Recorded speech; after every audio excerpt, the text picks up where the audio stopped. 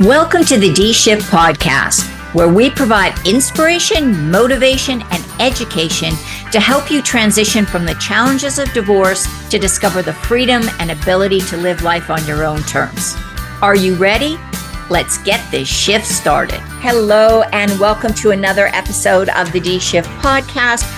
And I have said this many times, I really believe that when I bring guests on that I know, that I trust, that I would and have referred clients to, I always feel like we have a really good conversation because we know each other a little bit better. So I want to introduce you to one of those people, a very dear, loving, and kind person who just does so much for parents who are dealing with really toxic partner situations in their co-parenting role. So I want to introduce you to Jenni Rock, and Jenni is located in the UK.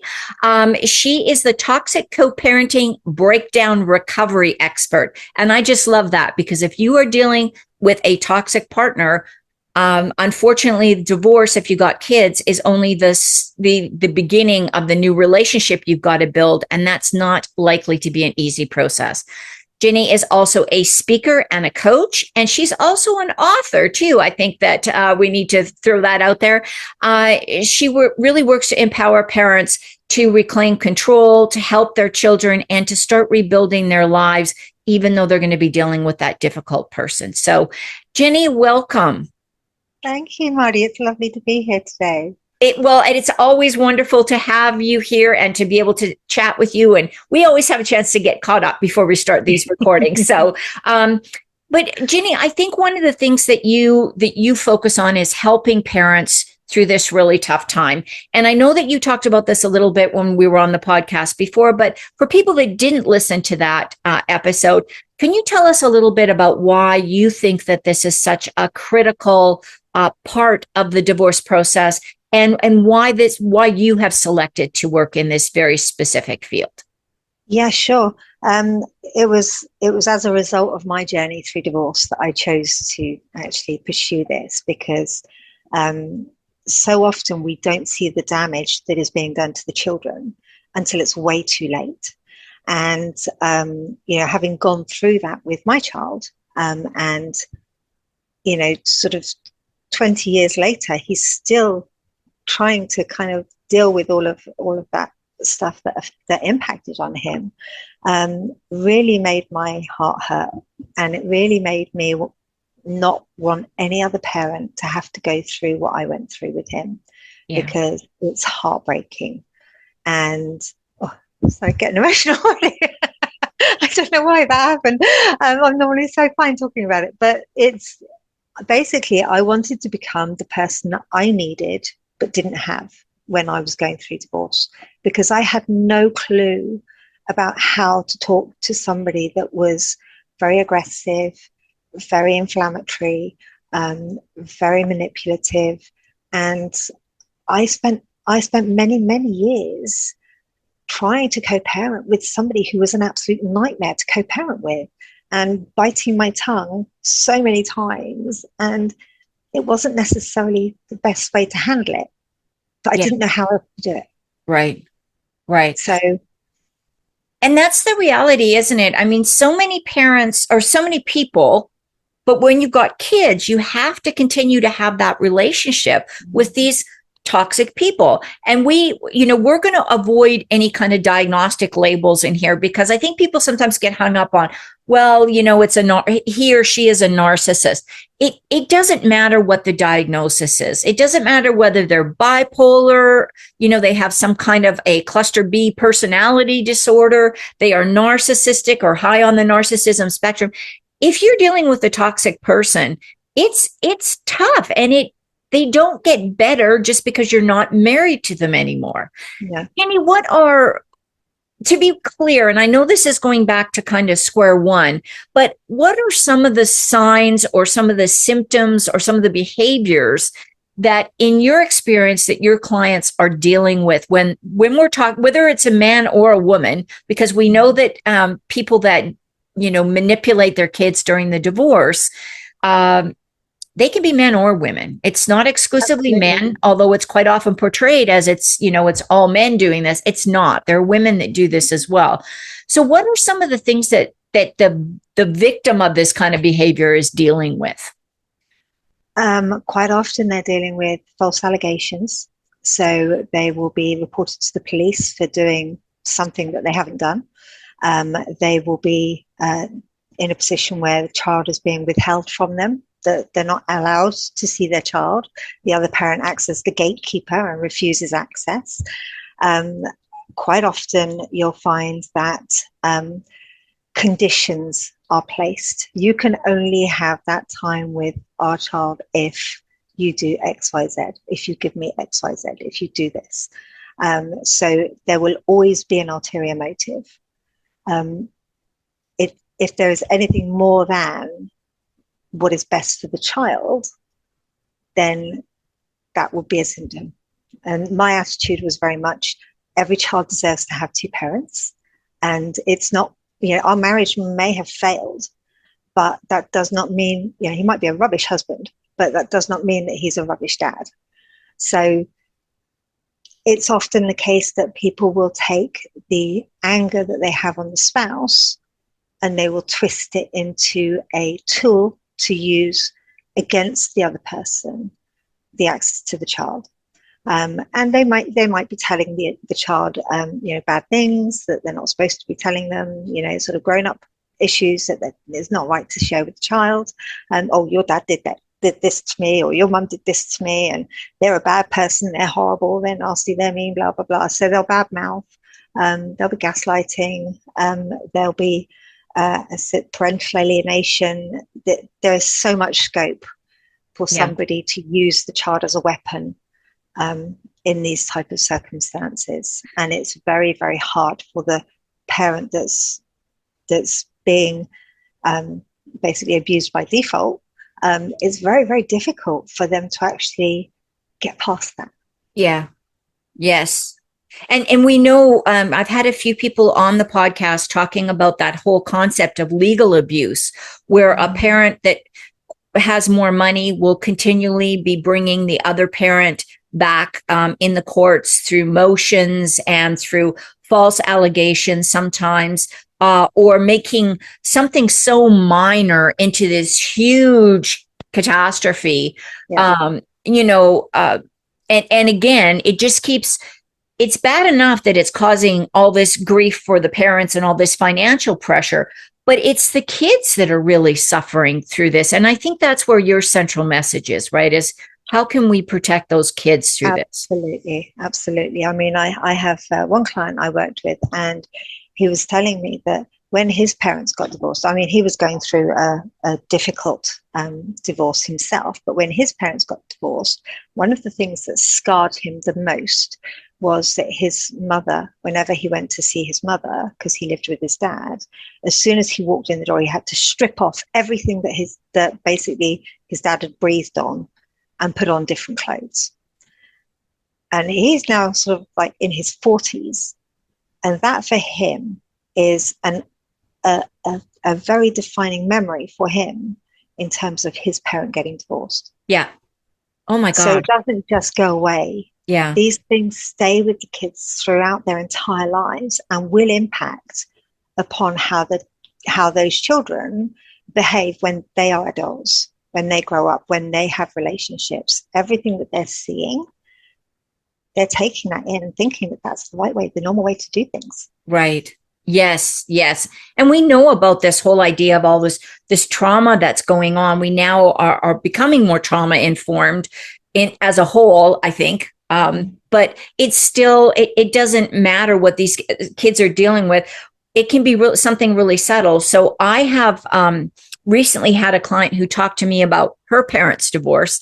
And one of the things she said is whenever she went to her mom's house, she lived with her mom, but whenever she came back from her dad's house to her mom's house, if she said one positive thing about her experience at her father's house, her mom didn't do anything big. She didn't yell or scream or anything. She just ignored her and refused to make eye contact and didn't pay any attention to this child for a couple of hours. Now, there's nothing, you can't go to court and talk about this because that's not abusive, right? But that little girl, she said she internalized really quickly, do not say one positive thing about my father, my experience over there, or my life, with that parent. And so she learned really quickly. And that's sometimes this behavior is so subtle that even court-ordered therapists or custody evaluators don't pick up on this stuff because it can be that subtle, right? Yeah, absolutely. And especially when you've got, a parent that is punishing the child for spending time with their other parent. I mean, right. It shouldn't be an issue, if we're putting the best interest of the child first. But unfortunately, right, some people are just so caught up in the whole "I hate this person" routine because they're getting divorced that they can't bear to hear or see anything positive at all about the other person. Right. And in fact, they will go out of their way to punish the child if they happen to say. And I know of multiple cases where the child has literally been grilled as soon as they get in the car. Mm-hmm. Where did you go? What did you see? What did you do? What happened? Who was there? What did you eat? Yeah. What did you eat? Oh, you didn't get fed? Right. Okay, that's it. I'm going to, and they will take the smallest thing. And I kind of liken it to arguing over a paperclip. I mean, they literally will argue over the tiniest little thing. Oh, I sent them in frilly socks. They didn't come back in frilly socks. Where are those frilly socks? I need them back. Yeah. And it'll be made a big deal out of. Yeah. And the child is sat there thinking, well, it's my fault then. Yeah. I didn't bring the socks back. Yeah. So I think it was important to kind of paint that picture of what these kids are experiencing. Now, one of the things that you do is you really help people navigate when they're in these situations. So if you recognize some of the stuff we're talking about. So Jenni, I'm going to ask you, what are some of the communication strategies that you can use if you find yourself dealing with one of these toxic people, or even if they're not kind of a chronic toxic person, but let's say they're just really emotionally distraught over the divorce and they're doing this bad behavior, but deep inside that this has not been the pattern of behavior during the divorce or during the marriage. And, this is them just being really intensely angry. And you're fairly confident they're going to work through this. You have still got to communicate with them when they're in this angry state. So what are some of the effective communication skills that you share with your clients? Yeah, I think one of the first things I do is to limit the amount of communication between the two to only the barest essentials, because that's all that's required. They don't need war and peace. They just need a breakdown. Did they eat? Did they go to the toilet? Did they, is there any medical issues? Did they take any medication? Is there anything the other parent needs to know in handover? And for that, there's a few different tools they can use. They can use a co-parenting logbook. I've got one on my website, but it's basically a logbook that they can just write in, so they don't have to even speak to each other. They can just hand over the child. Another thing they can do is to use a communication tool such as Our Family Wizard, which again, that can be used and it can be used as evidence in terms of issues for court. So the Our Family Wizard is a communication tool. They can just literally log on to there and just put in what's happened, what they need to know, and basically the handover information, and the other person can read it. If they don't want to do that, they can restrict communication to text or email. I would suggest that they set up a separate email account so that they don't get constantly triggered by pings going off. You've got an email, and only have certain times of the day that you access it, because there is nothing more traumatic than having your phone there and it's just constantly ping, ping, ping, because you're getting message after message after message after message, and you're literally kind of like that, thinking, I don't want to answer that. I don't want to look at that. So it's all about reducing the conflict. So separate email address that only the other parent uses. If necessary, a separate phone that only the other parent uses, and it's only switched on when the child is with the other parent. There's no need for it to be switched on any other time. Right. I Um, love that idea. And you can yeah, get those, I don't, again, get I the don't know about the NFL. UK, but here you can get like a cheap phone at Walmart Yeah, a store like that. And then you just buy like so SIM many minutes a cards. month and it's cheap. Yeah, Yeah. Cause you don't yeah, need long distance because it's, yeah, well, you might, I guess, depending on where you live, but yeah. Yeah. yeah. So there's lots of different strategies there. I think another thing that people kind of struggle with is the physical handover. So I would always suggest that it's done in a neutral situation. If you can't do it in a neutral position, then pull up outside the house. And as long as the child is able to walk, they can walk to the other parent's front door. You Sure. know, the other parent should be aware that they're coming.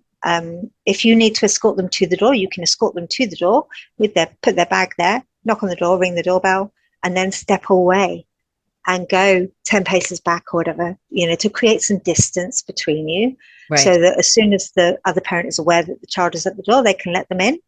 That you don't need to have a big conversation. Right. You can just make it as simple as possible, as easy as possible, and try to remove the emotion from it.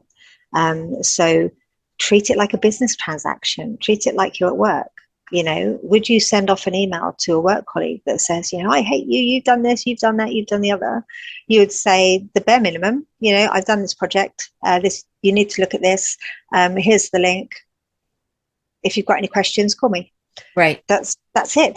You just need to keep it very practical. So it's about reframing that interaction Yeah. into a less emotional state, because it is triggering, but the only way to get better at doing it is to practice. Yes, I love You that. can't. Those are such practical ideas. The other one I would throw in there is if you can, if it's the school year, is just use the school. Yeah, It's the way to do yeah, that. So yeah. the Drop other off and parent pick up. picks them up on Yeah, Friday, and you pick them up. They drop them off Monday, and you pick them up Monday evening. absolutely. That way, you don't need to see each other at Yeah, all. yeah. Yeah. And that can be done with nursery, with the childminder. Yes. Yeah. That can be done with with a neutral person. If you could, if the two people cannot communicate well, if there is sort of continued conflict from the other person, have the child delivered to a mutual friend or their grandparents, or a different person apart from Right. you, Right. and you can then go there 10 minutes later and pick them up. Right. That way you don't have to see them, you don't have to speak to them, you can just go and collect your child. Just not your new partner. That's not Not your usually new good. partner. That's normally a little bit And especially if you're inflammatory. especially if you're dealing with a toxic person, that's not a good idea, is to have that new partner do that.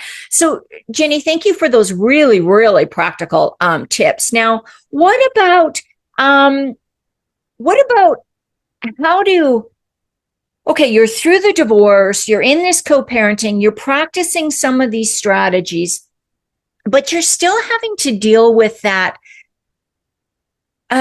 feeling that your child maybe is being, I'm going to use this term, I'm not suggesting Jenni would, and I'm just using it in a general form. Your child is being brainwashed that you are a bad person. Your child is being coerced into believing or coerced into thinking a certain way about you, or flat out gaslit and lied to about the divorce and everything else. I mean, that's a lot. That parent that's being kind of the victim of that action by the toxic person, that's a lot to have to live with. And that's really the people that you support of, is that group. How do you move forward when you know that stuff is going on and your kids are smack in the middle of it? Yeah, absolutely. And that's a really, really tragic situation to be in. And most of my clients are kind of in that situation. And if they are still managing to have time with their children, then I always advocate that they be honest with them. Right. And age appropriately, but be honest. So, challenge if the child says, yeah, but you always do that. Do I? Question them. Do I always do that? Because I didn't think I did. But you tell me, what do you see when we're together? And just have those discussions, but not in a blaming way, in a curious way. So if they're saying, mummy said that you took all of her money. You can have, depending on the age of the child, really, if they are sort of teenagers or more, you can actually evidence to them from the divorce paperwork exactly what the settlement was, if you have to, because it's factual, it's stamped, it's sealed, it's court documents, and teenagers are much more likely to accept it if it's coming from a third party. If it's a younger child, then you need to still try to be honest with them and say, oh, and just move them on to a different, just move them on. You've had that conversation, now move on to something different. Go play Legos, or, go for a walk in the park or something. Don't dwell on it. Don't spend 3 hours War and Peace on something like this, because this is precious time that you get with your kids. You don't want to be wasting it on defending yourself. Right. And the children need to see from your actions the kind of person that you are.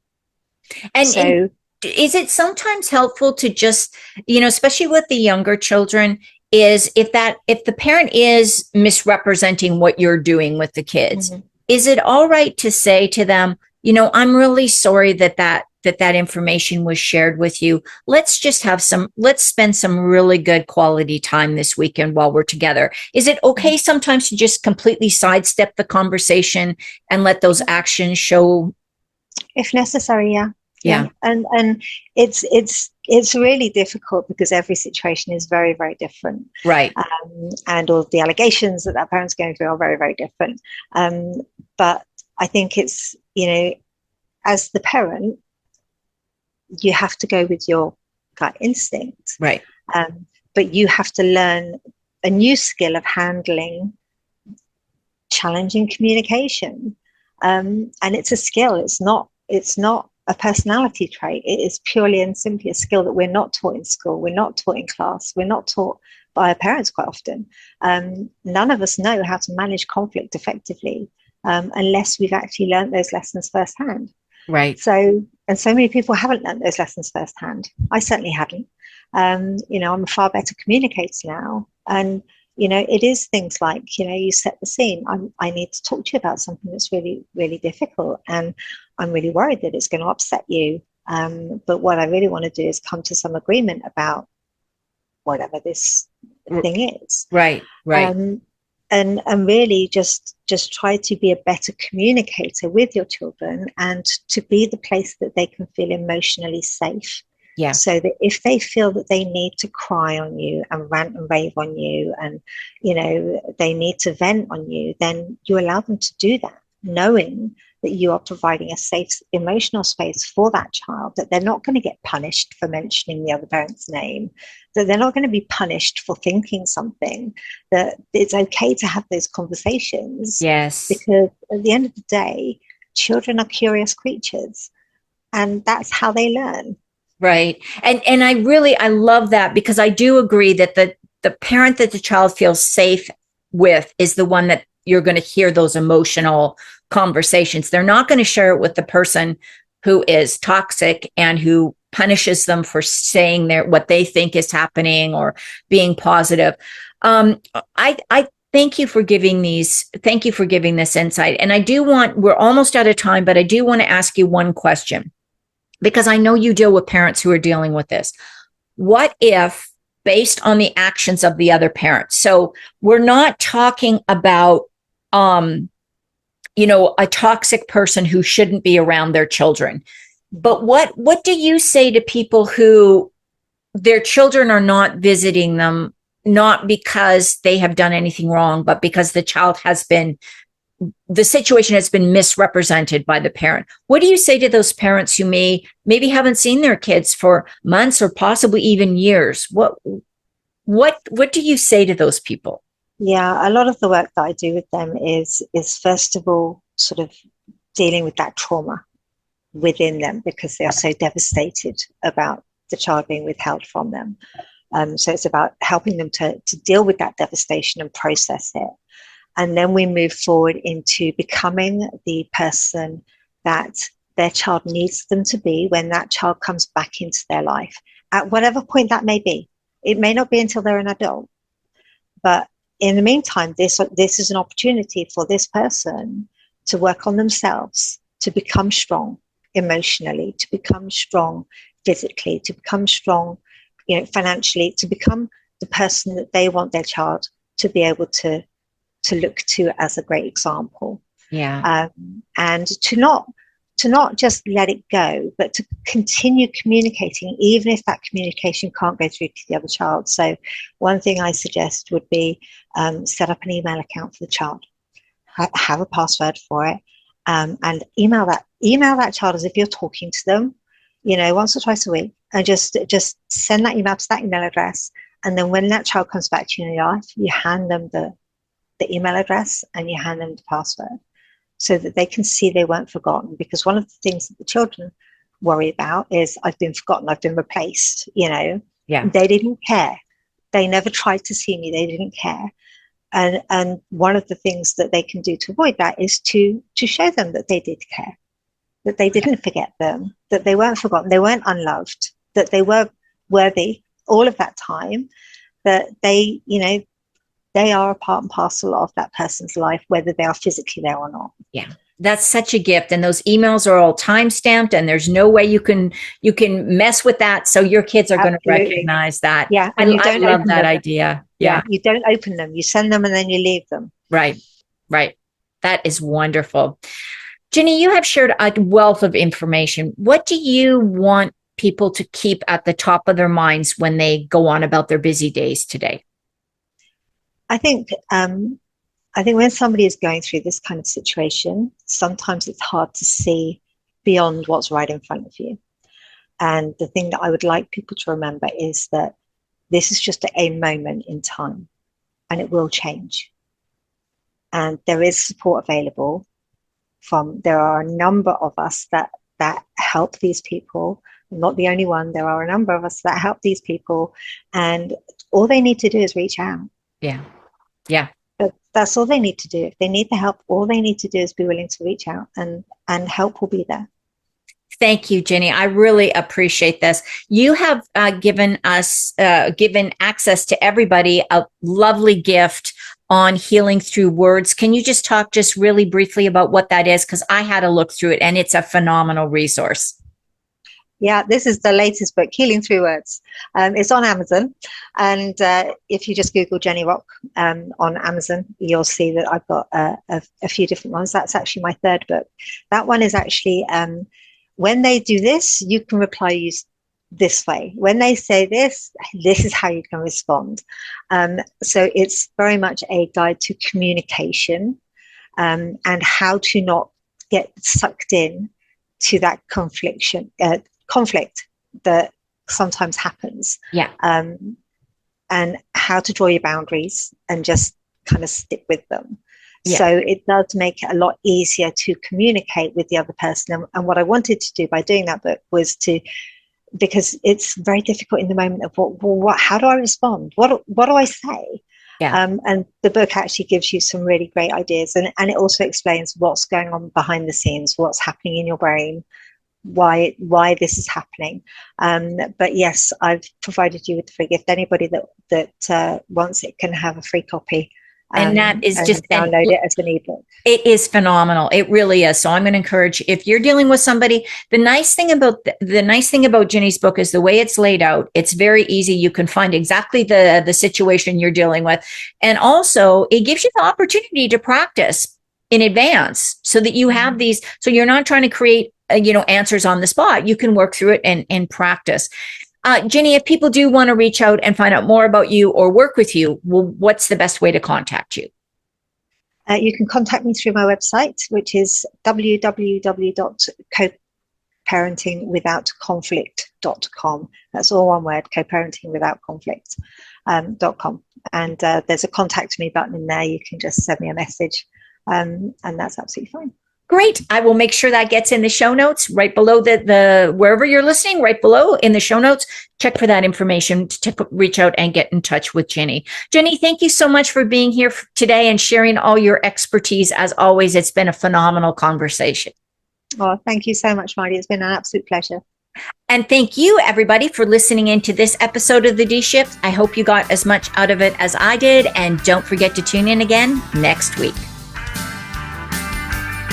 Thanks for listening and supporting the D-Shift podcast. If you would like to attend live trainings by our amazing guests and have a chance to ask questions and get answers from our experts, join the D-Shift crew. For more details and to sign up, head on over to www.divorcecoachforwomen and click on the podcast page.